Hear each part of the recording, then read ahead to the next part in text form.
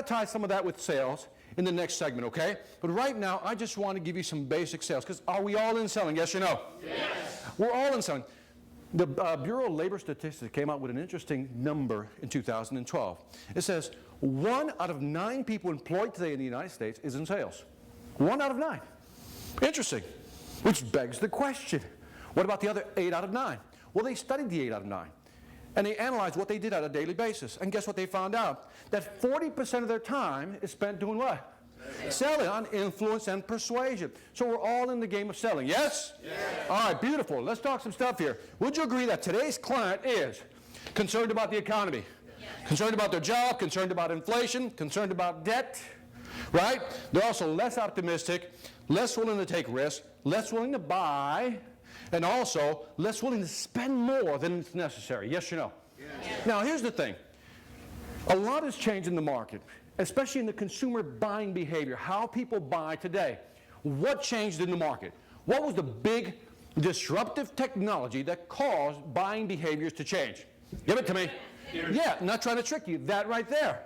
Now let's think about this for a second. Let's really think about this and not just say internet. Let's go before the internet, because I believe sales will always be known as pre-internet and post-internet. There was pre-internet, how you sold, and there's post-internet, how you need to sell.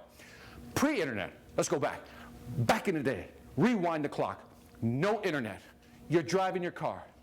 It breaks down one too many times, right? Just one too many times, it just broke down. Trigger event, I'm buying a new car. Tired of this car, buying a new car. Now, how do you, pre-internet, decide what your next car is going to be? Yell it out. Consumer Reports. Consumer Reports. Asking magazines. Yeah, magazines, newspaper, and then you start asking friends, what do you drive? What do you drive? Remember, that was back in the day.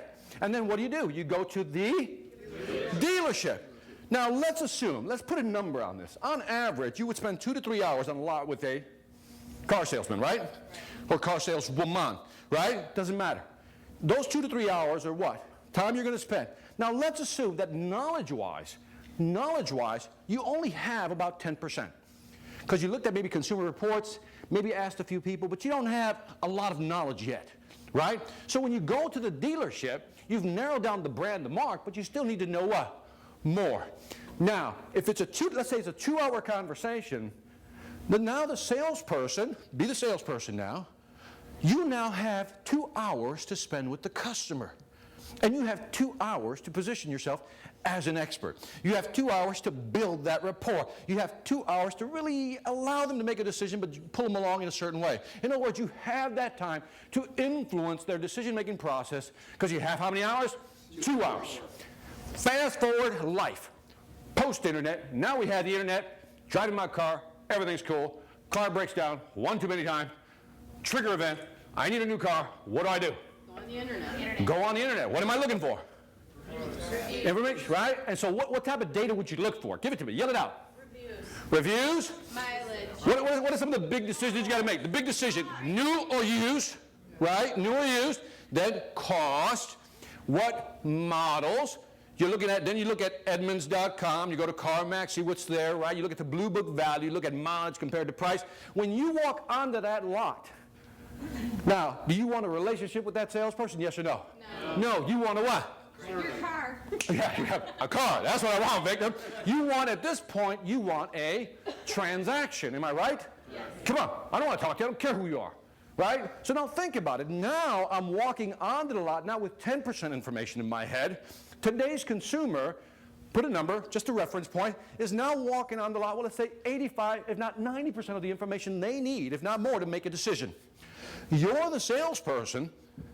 Who's in the power? If you look at this power relationship, who's in the power position? Right?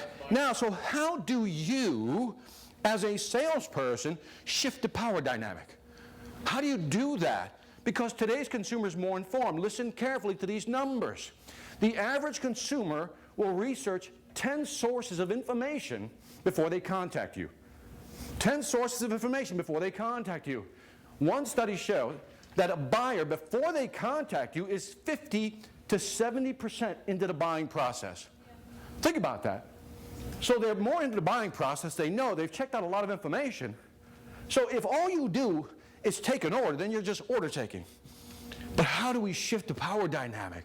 How do we reposition ourselves? Now think about your customers for a second. Just stop and think about your customers. When you're selling, I don't care if it's a product, I don't care if it's a service, I don't care if you're selling yourself, right? In a good way, right? What we have to do is what? Establish that type of power positioning. Now again, your customer today knows more on average than they did 10, 15 years ago. They're smarter. Because they're smarter, if you tell them information that's on the brochure, what are they going to say? I already know that. And if you tell them information that's on the website, I already know that. Have you positioned yourself as an expert, yes or no? No, you haven't. So what can we do as salespeople, because we're all in sales, whether it's one-on-one, trying to get a promotion, or trying to sell a product or service, doesn't matter. What do we do to shift that power dynamic? Would you like to know? Yes. I'm going to show you.